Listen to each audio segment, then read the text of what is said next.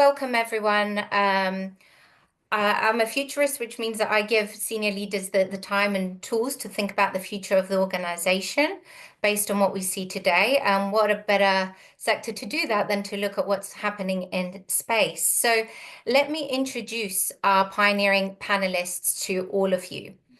I'm really thrilled to have them all join us here today to hear about the groundbreaking work that they're doing and how they're shaping the future of business. So we've got Sam Alden, co-CEO of Space Solar. Space Solar is a company whose mission is to harness the energy of the sun to power our lives here on Earth. His experience spans both academic and business backgrounds. And following his PhD on a NASA Mars mission, Sam held senior strategy roles in the space sector, such as at the UK's Innovation Agency. And before co-founding Space Solar, was the Chief Strategy Officer at the Satellite Applications Catapult. We've also got Chris Newlands, who's the CEO of SpaceEye. Chris is both founder and CEO of SpaceEye, whose goal is to accelerate the mass market adoption of real-time satellite imagery. He's a leading figure in the commercialization of space and the innovative integration of space technology into everyday life. And he's also been named one of the top 10 space entrepreneurs alongside Branson, Musk, and Bezos. We also have Eleftherios Plafountzis, CEO of Prometheus Space Technologies. The company is at the very forefront of integrating space technology and AI to prevent and detect wildfires, which I find such a powerful example of using space for good.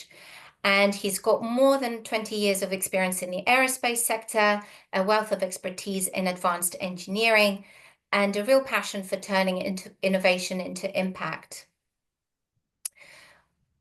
What all three of our panelists bring is an incredible blend of visionary thinking, technical excellence, and commercial insight. So if you're new to the sector, or have not come across these companies before, brace yourselves, because the work that they're doing is truly revolutionary, each in their own way. Let's start off by grounding this conversation, grounding ourselves on what's already happening. So I'd like to ask each one of you to tell us in 1 or 2 minutes, why does space matter for business and why now? So Sam, maybe we can start with you. Thanks, Athena. Space is hugely important. I mean, it is our adjacent economic sphere, and almost by definition, many of the challenges that we've got here on Earth are going to have solutions, at least in part, from space. So already today, it's incredibly important. So the proliferation we've seen of satellites over the last decade has really led us to a situation today where space allows us to connect everywhere. We can be connected anywhere. It allows us it gives us the sort of imagery and intelligence to really manage our planet in the way we need for the 21st century. You can monitor coffee beans from the plant all the way to the coffee bar, for example, but a range of different sustainability solutions, and obviously GPS, which is core and something that every one of us relies on daily. But it's super exciting now because we're about to go through an incredible step change. So launch costs have dropped by 2 orders of magnitude already since the days of the space shuttle, but they're due to drop another couple of orders of magnitude now. So what that means is that we're at the start of a whole new era in the space sector, where large infrastructure and the ability to create a range of different solutions now that can benefit Earth are now within the range of feasibility. So it includes things like space-based solar power, data centers in space, producing new materials in microgravity, and ultimately moving towards things like asteroid mining for new materials for the planets. There's all sorts of opportunities really that can engage and provide huge benefit from space to Earth. Thanks, Sam. Chris, let me hand over to you.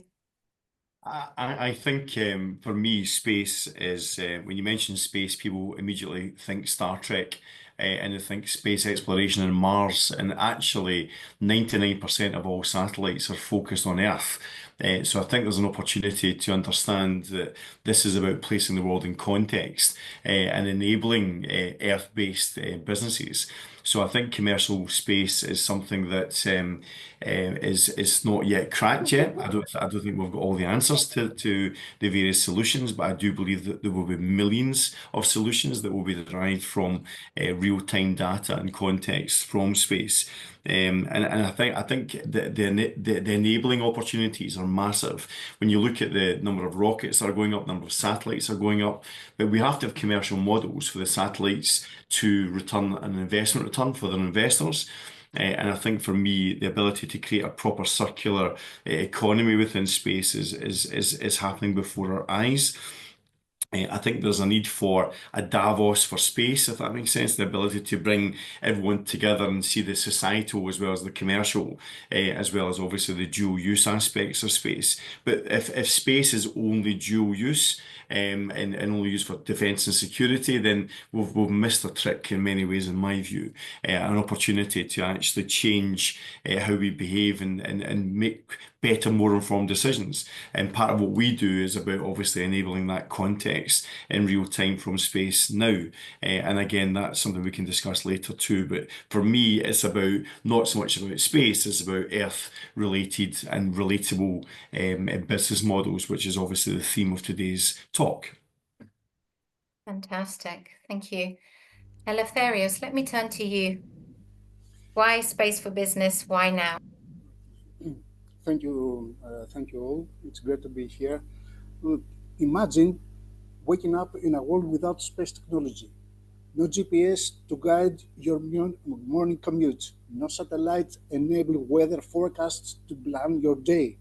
No global communication system to connect continents within milliseconds. Space is the invisible backbone of modern life, enabling everything from financial transactions to disaster management. What people often underestimate is how deeply space impacts their safety and security. For example, satellites monitor environmental changes with extreme accuracy, providing early warnings for natural disasters like hurricanes or, in our case, wildfires. Without space, we'd lose our ability to detect and respond to the threats in time, putting millions of lives at risk. Closing, space is not just about exploration, it's about preservation, preserving our planet, our economies, and our way of life. Thanks, Eleftherios. I think just listening to all three of you share your opening remarks, what's quite clear is that space technology is really becoming part of everyday business and the future business environment, whether that's kind of wildfire prediction, solar energy, satellite data. So I'd love to hear a little bit more about how that plays out in practice. So let's unpack it a little bit more and hear how your businesses and the companies that you run are turning space into something that businesses can use. So Chris, maybe I'll start with you this time. And can you tell us a little bit about the promise of Space Eye and how can non-space businesses tap into what you offer? Of course, we're an emerging capability, Athena. I think the whole space sector is emerging capabilities in many ways as well. It's new things we can do with that context from space. Our American friends have called this GPS with pictures, which is actually quite a nice way of simplifying this. So the ability to see the world in context now and not just see the pin, but what's happening around that person, that asset at any given time. And we've been described as the most powerful data set on Earth. And that's not just what we supply, it's in partnership with the Earth observation satellite constellations and that ability to work with obviously terrestrial-based businesses that enable connectivity. So if you think about networks, telephone operators, mobile telephony operators, mobile devices, all of that currently sits on maps at this moment in time. So your data is placed on a map, or for that matter, historic satellite imagery. A well-known brand is Google Earth, obviously, so that your data's on that image, whereas what we do is identify you in the image, and that's a very subtle differentiator, on versus in. Also, I think AI is emerging in the world of satellite imagery as a fantastic tool, but what it does effectively is it classifies and counts. So if you imagine the AI, it can't identify you, Athena, for example, in a satellite picture, because if it did do, it would actually be a breach of your privacy laws and human rights, etc. So that ability to merge that data together. So if you take AI classifies, what we do, Space AI identifies. So it takes the accuracy level to a much higher degree too. And I think that's really important. If you imagine the way the world is today, and you imagine the way the world was when the tsunami hit the Philippines and hit Thailand a few years ago, which we all remember fairly plainly, there were no smart devices on the planet at that time. So the ability to look at the world digitally was not possible. Now there are 8 billion people, 19 billion devices, and thousands of cameras capturing that activity. So we become a digital species in some ways as well. We're all connected in a myriad of ways now, and that's just going to get bigger and a larger opportunity. I think we're moving to 32 billion devices within 5 years and 12,000 Earth observation satellites. So you're looking at a satellite passing overhead now every 20 to 40 minutes from the various constellations, and we're looking effectively at 20 to 40 seconds within 5 years. So that's a game changer. And what we're looking to do is simplify access to that, make it more interoperable, and simultaneously offer the ability to identify your people, your assets from space in real time, and make an entirely new sector, a new commercial model, which will enable a myriad of use cases going forward, from shipping to insurance to telephony to defence, obviously, as well, but equally, for that matter, things like agriculture too. So we bring something new to the market, and it's taking it to the next level of data and accuracy. Yeah, no, I can see how the opportunities are there for so many sectors, right? Especially with the complexity of supply chains nowadays and being able to identify your assets as well. And you mentioned Earth, like that ability to observe from Earth. Eleftherios, if I turn to you, I know that's obviously quite an important part of what you do at Prometheus Space. Can you tell us a little bit more about what inspired you to set up the company? Of course. Prometheus was born out of necessity and urgency. In 2018, there was a devastating wildfire incident in Mati, in area in Greece, that claimed 104 lives. It was a stark reminder of how unprepared we are to prevent and manage such disasters. That tragedy inspires us to take action, to combine space technology, artificial intelligence, and innovation to save lives and protect ecosystems. Prometheus' work is essential because wildfires are not just a local issue, it's a global crisis, and traditional methods are reactive. They fight fires after they already started, and this don't work anymore. We aim to flip the script and focusing on prevention and preparation. And our flagship solution, the Prometheus Fire Guardian, it's a groundbreaking tool that combines cutting-edge space technology, AI, and multi-layer sensor insights to predict and prevent wildfires before they even ignite. By leveraging satellite data, IoT ground sensors, AI-enabled cameras, and multiple aerial sensors, we can process vast amount of real-time data with unparalleled precision. Through advanced AI algorithms, we create actionable insights that allows us to open a window in the future, forecasting wildfire ignitions risk with a 10-meter spatial resolution up to 10 days in advance. This innovative approach doesn't just save lives, it transforms how we protect ecosystems, communities, and businesses. And we try not just to be a tech company, We are a mission-driven organization working to make our world safer, 1 hectare at a time. Thank you.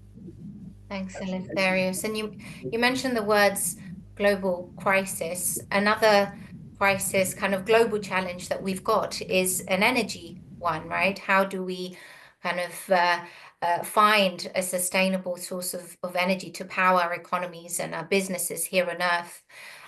Sam, maybe you can tell us a bit more about space solar and what is the problem that you're solving, and particularly what are some of the commercial opportunities that you see emerging from the sector? Thanks, Athena. I think you've teed it up very nicely. So it is indeed all about the energy, the huge increase we're seeing in energy demand. It's due to double by 2050 that's without even considering what AI might eat. So we've got some really big challenges. Intermittent renewables are scaling at they're an order of magnitude too slow, and even if they do, you've got the challenges of needing storage, ideally seasonal storage. So will it exist at all? Will it exist at the economics that are needed? And as low energy density renewables, you've got real challenges in the minerals and mining that's needed. So there's a structural issue with orders of magnitude more mining needed to deliver on that. So we need innovation in nuclear energy technologies. But with space-based solar power, it's long been considered the ultimate clean energy technology. It's got a range of really compelling features. So first of all, the sun always shines in space, so you get that 24/7 baseload energy, which is so important for the functioning of the grid. It's really scalable. So our CTO was the engineer in charge at the world's largest fusion project. He actually believes fusion will work, but he doesn't believe the economics and unit economics that will allow it to scale in a way that can really meet our energy challenges. Whereas the system you can see behind my head, it's hypermodular, you've got mass production economics, we put up 10 gigawatts a year. It's really sustainable, so about half the carbon footprint of terrestrial solar, up to 8,000 times less rare earth mineral usage. And then the bit I love is its flexibility. So you can instantaneously switch the beam between points of demand. So in a high Earth orbit, you can see a third of the Earth's surface and instantaneously switch to where demand is needed. It allows you to optimize the energy system. It means you don't need to overbuild wind and solar. And just in the UK alone, a study by Imperial College showed that 2 gigawatts of space-based solar power installed would save over £1 billion a year in energy system costs. So you combine that with the fact that you're looking at levelized costs of electricity similar to intermittence, but baseload, and it's got a range of governments and businesses around the world interested. So commercial opportunities wise, then, I mean, it's both grid and off-grid applications, and so we're talking to and working with data centers, mining, maritime, power for the poles, green hydrogen. There's a whole range of different applications. The receiving antenna is like a net on poles, so you can actually overlay it over a terrestrial solar farm, those sorts of things. There's a range of commercial opportunities, and space-based solar power can be a really, really important part of the future energy mix. Thanks, Sam. I think I'd like to go into a little bit some of the kind of keys for success, because you each touched on the opportunities that are there, both in a commercial sense, but also more broadly how it can help us solve just global challenges that our economies face. So I think there's a lot of relevance for policymakers, for individuals.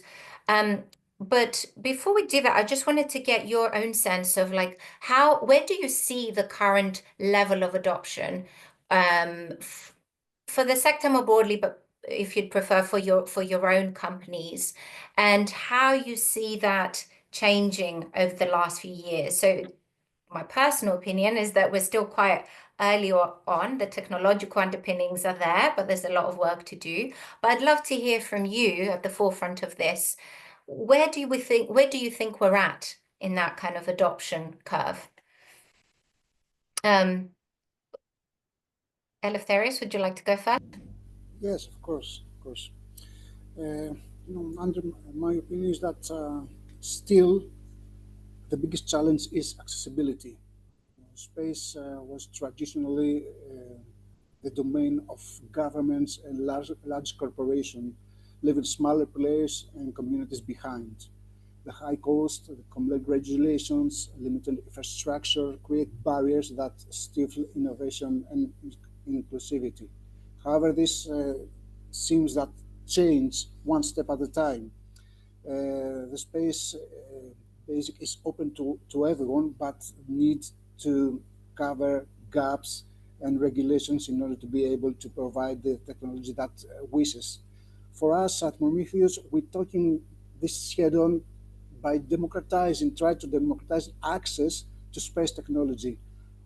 With a subscription-based model, make advanced wildfire prevention affordable not just to governmental institutions and municipalities, but and large organizations such insurance sector, but in small professionals and even to the private sector, homeowners and landowners. And we must also prioritize collaboration between nations, industries, and startups to unlock its full potential. Okay. Thank you. Thank you. Chris or Sam, would you like to weigh in terms of where you see the kind of level of adoption by businesses of the work that you're doing? I'm happy to comment on this. So for me, I think space communications are at an advanced stage. There's already billions of dollars being made using comms from space. So I think the commercial space argument is being proven before our very eyes, and the ability to obviously do multiple launches from using the same rocket is transformational. So from a pure logistics perspective, getting that data, that capability into space has become easier in some ways as well. I think equally though, there's a need for uniformity, and the problem with standards is that everyone has to agree. And actually, I think the problem is that everyone has their own agenda, and it's always about their agenda first to some degree as well, and that's natural to some degree too. But when an individual, a person, can turn off capabilities for entire countries, there's a power shift there as well. And I think we need to be a bit more mindful of how we effectively create rules for space and laws for space. And I think expecting everyone to agree is going to become really frustrating. So I think actually intellectual property is something we need to rely upon, which is a terrestrial-based concept, but it also works in space too.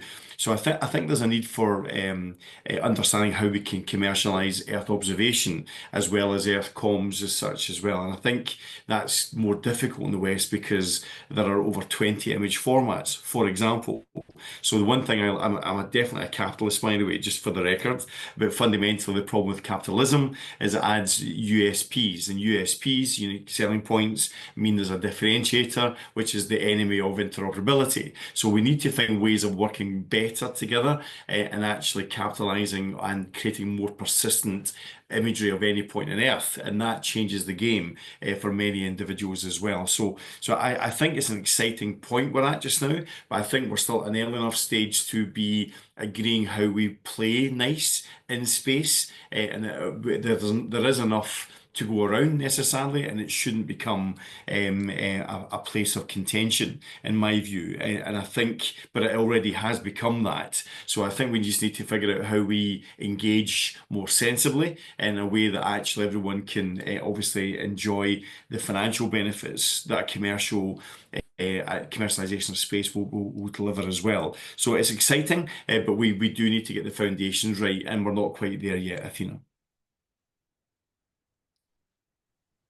Did you want to add something? Yeah. Well, I think most of the key points have been nicely covered, but yeah, it's awareness is still a big issue.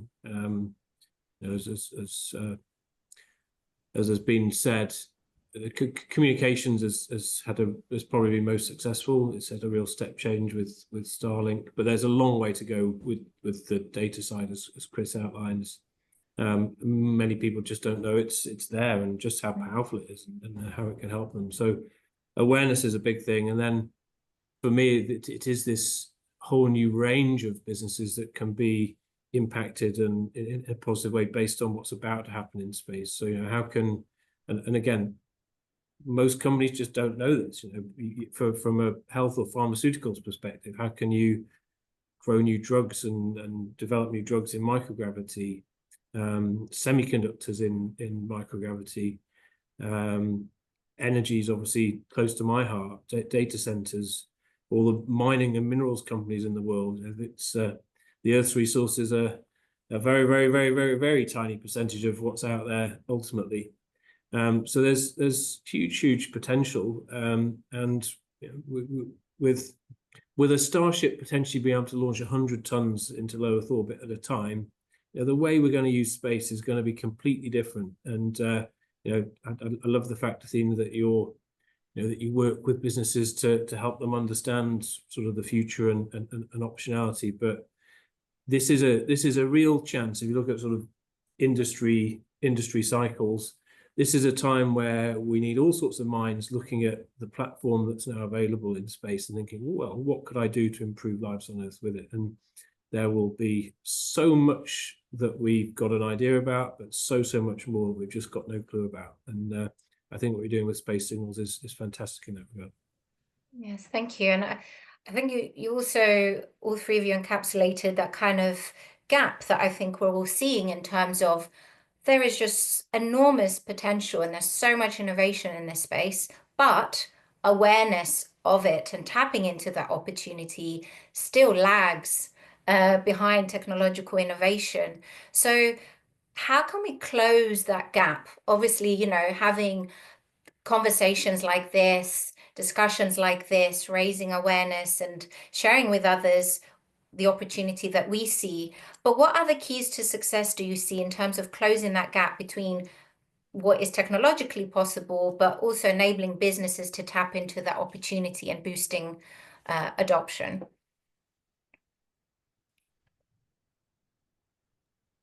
I'm happy to answer that one if I may. So I think we have to solve problems on Earth. I think if we can remove problems for the boardrooms rather than creating another thing for them to worry about, because we're still obviously half the boardrooms don't understand what AI is and how it can help them. Never mind talking about a new technology or new capability.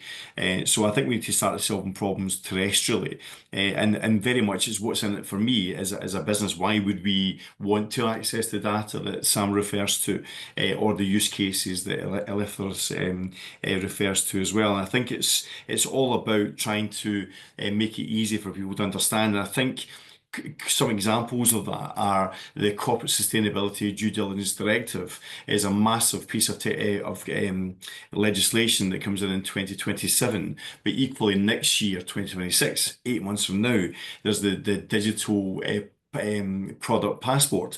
So the source of data of a product from a tariff perspective, let's leave that to one side just now, but taxation, tariffs, they're all very topical just now, but also knowing the digital footprint and the impact on humanity, on the climate, and on also nature. And the only way to do that, I think, is from space, because the ability to see not just the pin, but actually what's happening around about the pin, it gives you the ability to measure the impact and also track and trace the entire supply chains for some of the biggest entities on our planet. And just now, 80% of all containers or products are shipped by container ship just now. So that ability to track and trace that from an insurance perspective, risk perspective, shelf life perspective, supply chain perspective is utterly massive.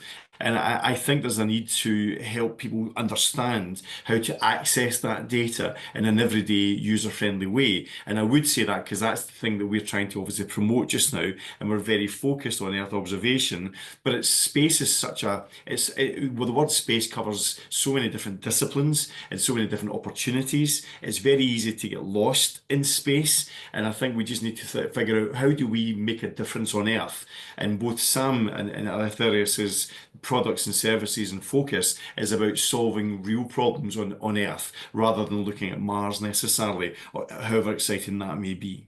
But education is the key, and that starts at schools. I'm in a school next week doing STEM classes and trying to explain how this works for careers and helping people understand that it's not some far-flung thought process. It actually is something that will change our lives now. There are products and services we'll be delivering this year that will change the world. We're committed to monitoring logging in the United Nations within the Amazon rainforest. There's things that are happening now. It's not something that's going to happen in 10 years' time.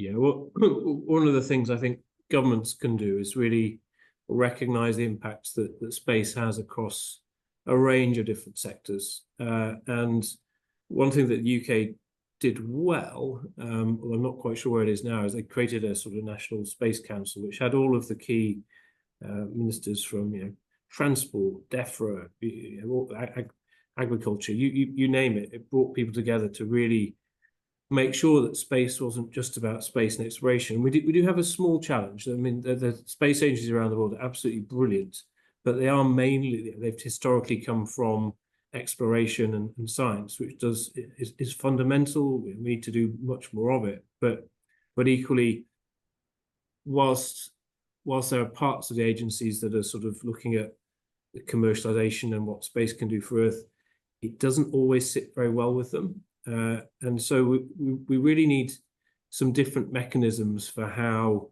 to really make sure that what we develop in space is focused on doing the best we can for Earth. It's absolutely incredible what can be done.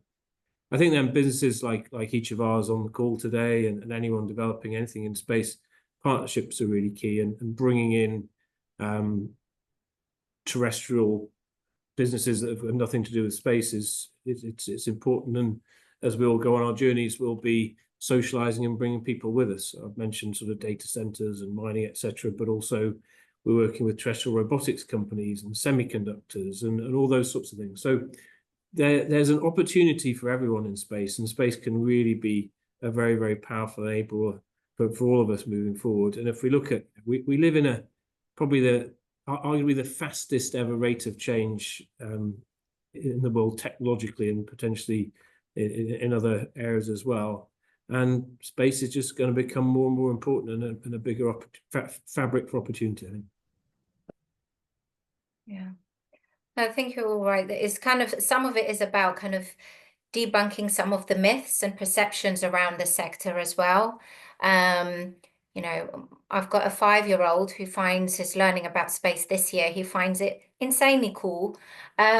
But then at some point, those perceptions over time change. And it sounds like there's a lot of work to be done still in terms of making it relevant for the boardroom, to Chris's point earlier about how can we use it not to add to be another thing that people have to learn about and business leaders have to worry about, but almost how can it remove things from their problem list.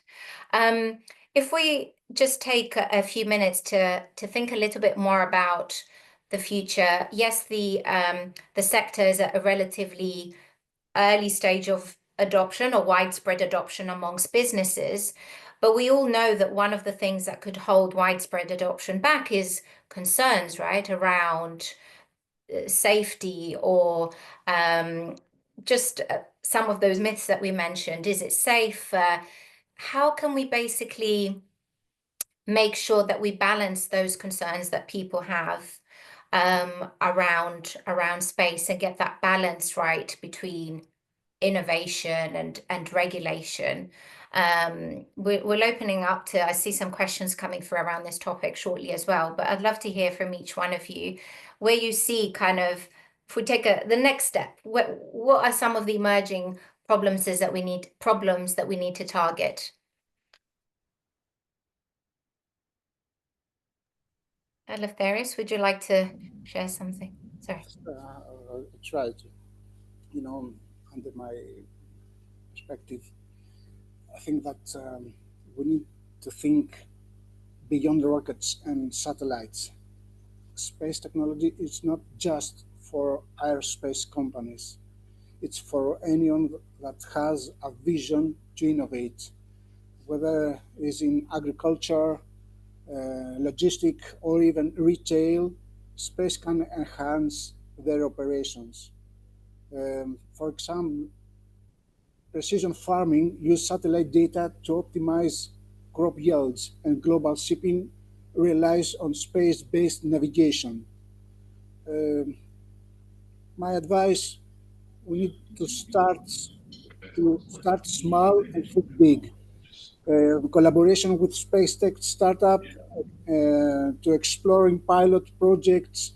It's essential. Leverage existing infrastructure, satellite data, IoT networks, AI algorithms to solve problems in each industry.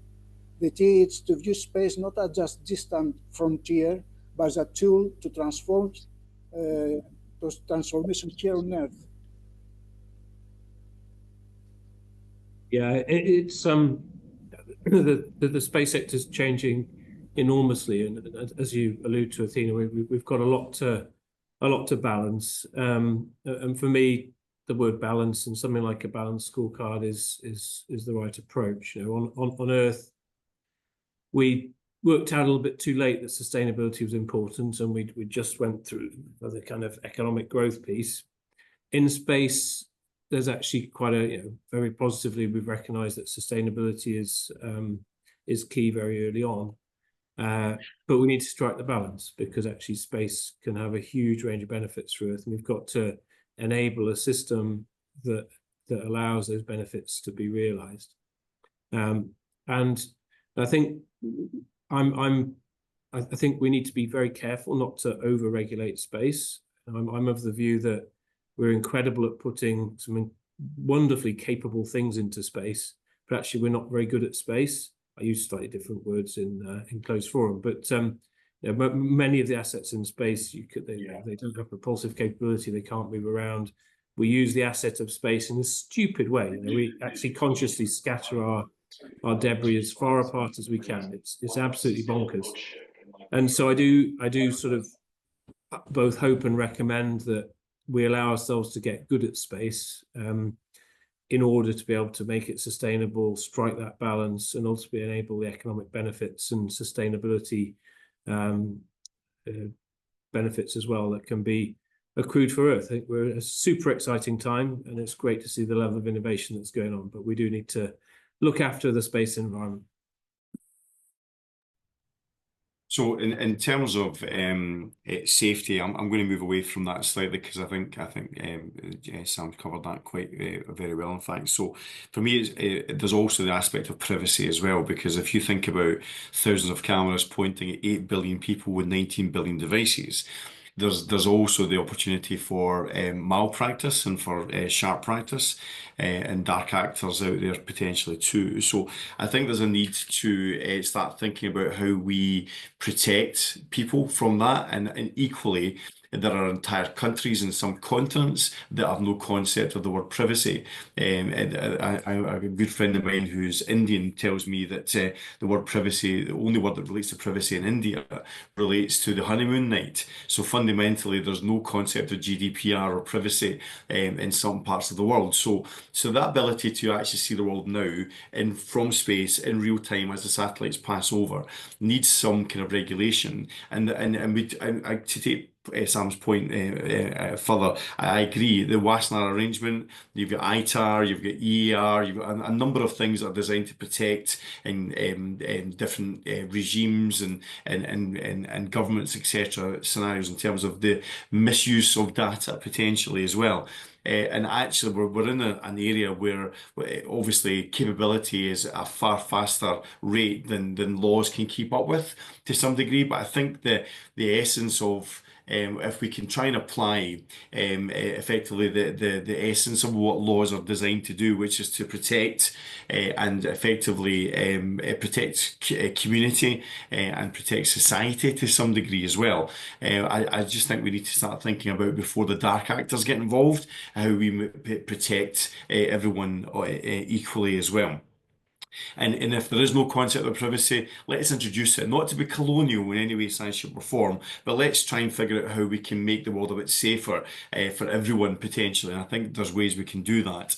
And we've certainly got some ideas. I'm sure everyone on this call will have ideas of how we can turn that data into something that's really, really powerful and useful. Yeah, that's fantastic. I think one of the reasons I quite enjoy like being in the space sector and learning about what the latest developments are, is I think it offers a lot of hope, where when you look at what's happening in the rest of the world, you might feel like there isn't any, in terms of geopolitical changes and the lack of kind of global coordination. My hope is that space can kind of break that pattern. And Sam touched on how that might be the case, in terms of learning from the sustainability lessons, for example, what we can take forward. We've covered quite a lot of things ranging from like the commercial applications to potential challenges. And thank you to all three for being so open and sharing your views. And I wonder if we turn to the audience now and hear some of the questions that have come through. So Asma, do you want to walk us through some of the themes and questions that are coming in the chat? And who they're Absolutely. directed to, if it's a particular panelist. Thank you. Absolutely. Thank you so much, everyone. Yeah, no, if you've got any questions, just type it in. We're just gonna make it pretty lean and streamlined. So I'll just take your questions from the chat and address it to it. But I just wanted to thank our panelists once again. There were a couple of really interesting themes that have been coming out. The mention of the largest data set on Earth, as well as just the democratization of it. So I think that on a foundational level, we're all aware and agreed, right, that this is a great opportunity for the larger non-space sector as well.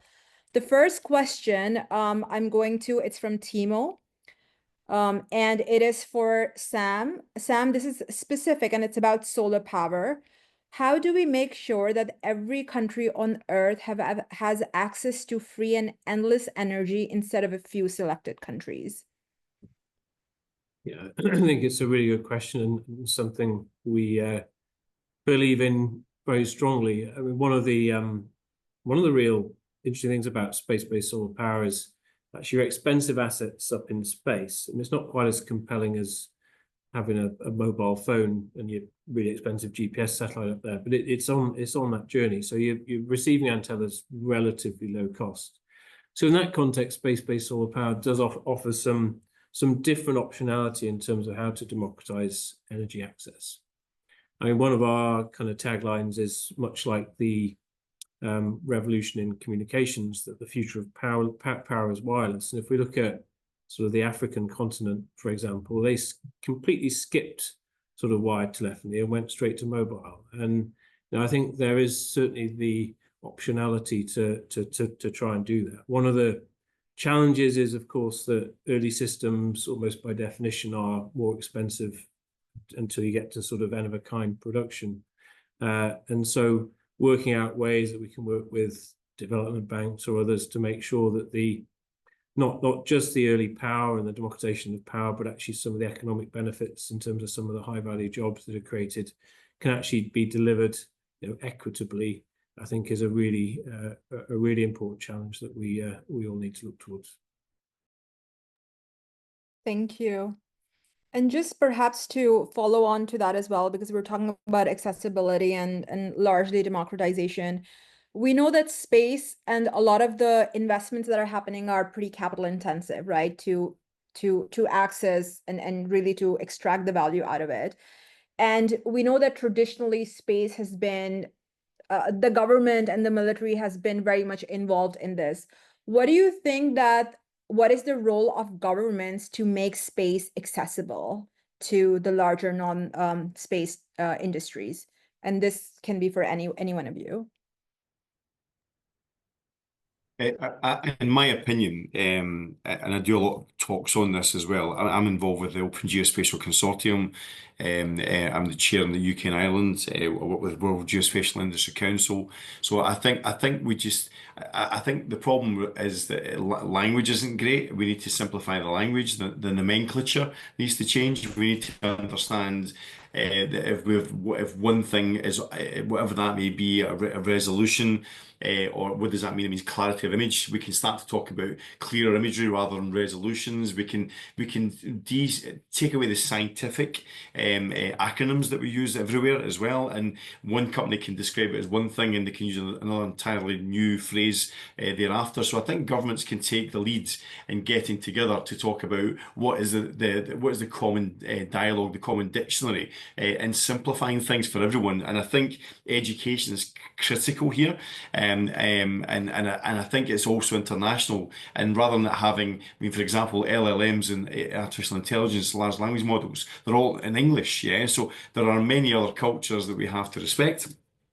And we have to obviously bring into the conversation too. And everyone's cultures are different and values are different too. So we live in an international cosmopolitan world, and we need to reflect that too. But I think governments, maybe through United Nations or through UN USA, the Outer Space Organization, I think we can just find better ways of delivering that data and that information so that everyone understands it and the benefit and the power of that, and opening it up. It can't just be about defence and security. The commercialisation of space has got to touch every single sector because it's a global opportunity. And the fact you can make a phone call from Washington to Beijing means that there's international collaboration. It's not just one capability that's stuck to one particular geographical opportunity. So I think an open mindset, an open dialogue, and some sort of common language, I think would help matters greatly. Great, thank you. And I guess as a follow-on to that, because this whole conversation, right, becomes interesting because traditionally some industries have been able to succeed because there's a large government backing towards it. And in this situation, what are your thoughts that countries that have where the government is really focusing and investing in space, do you think that companies that exist in those countries have way more opportunity to grow? And what does it mean for companies that are in countries where space is not a focus? It's clearly a challenge. So I mean, there probably are.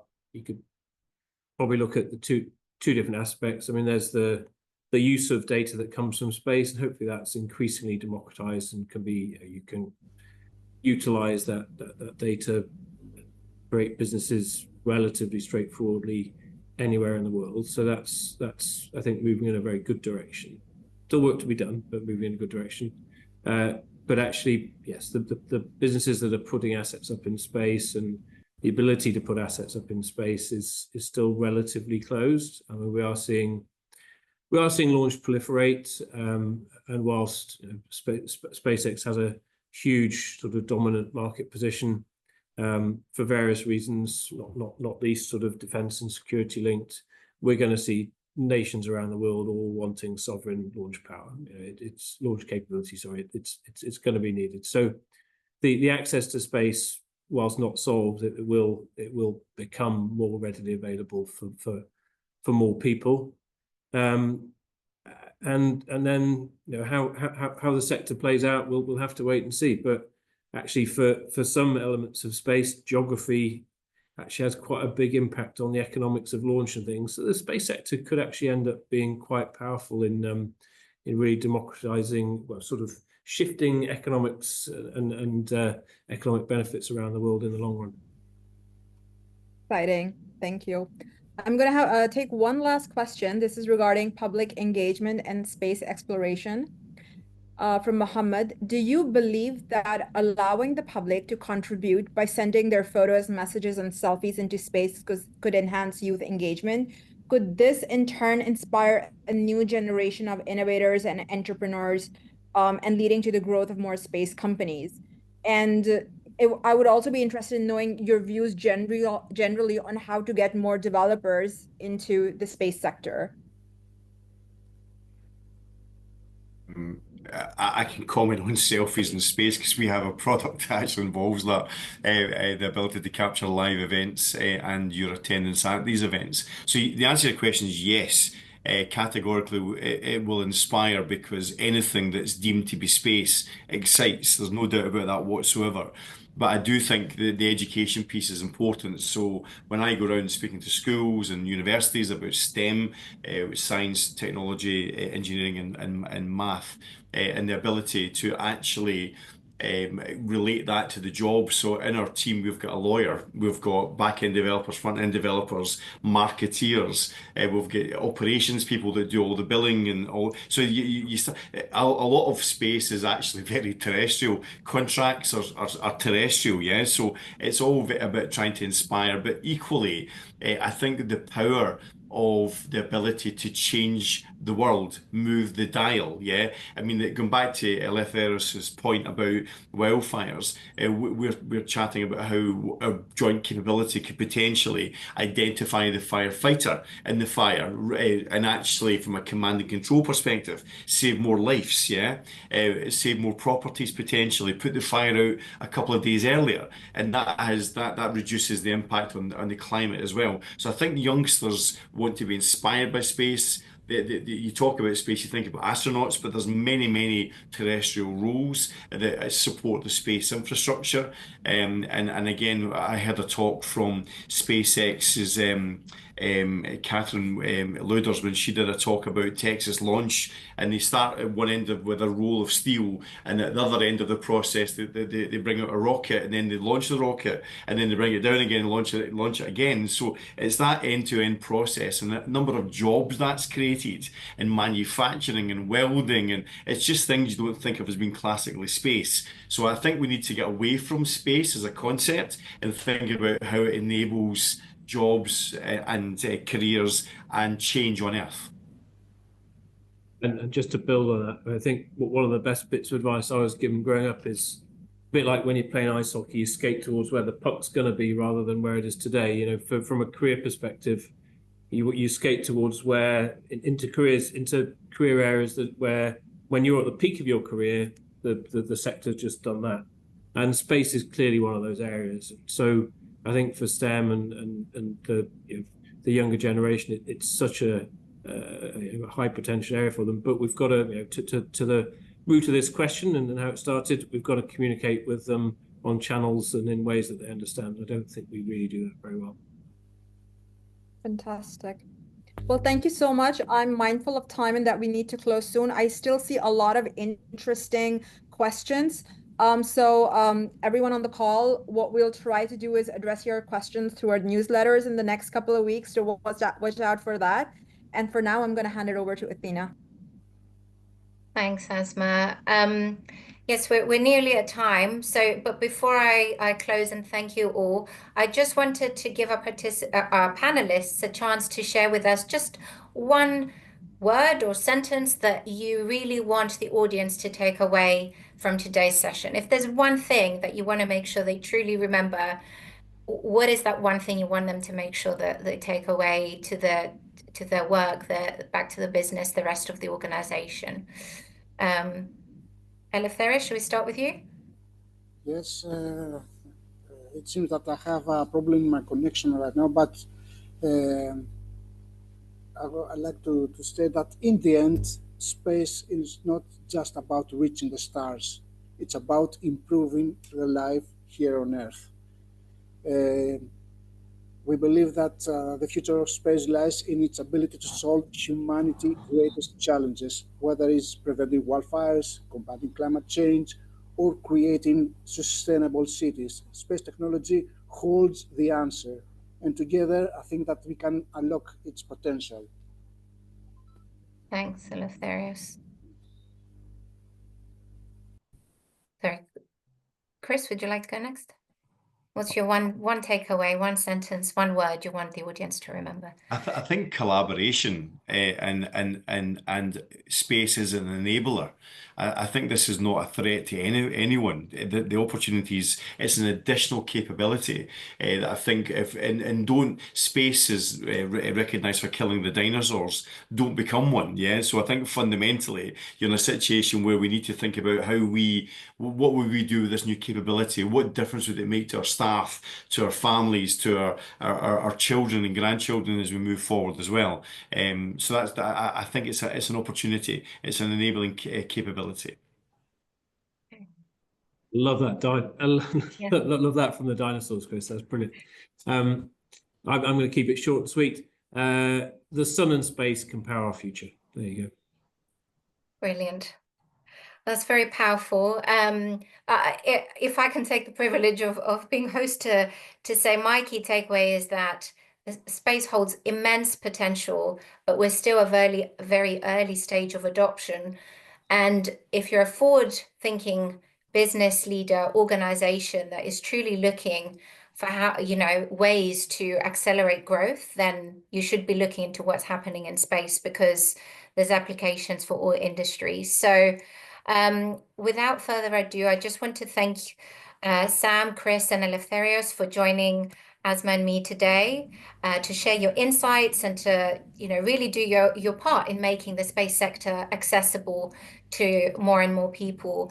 And thank you to all of you for joining today. And feel free to subscribe to Space Signals if you'd like to keep up to date with what's happening in the space sector, but made relevant for business. To connect with Sam, Chris, and Eleftherios after the session if you feel there's opportunity to use the work that they're doing in your organization. You can, they're all on LinkedIn, so you can connect with them through there, and with Asma and me if there's anything that you want to carry on the conversation around. And as Asma said, we'll address some of the questions in the future newsletters that we didn't get a chance to do so from the chat today. So thank you again. And without further ado, we'll close the call. Thanks, everyone. Farewell.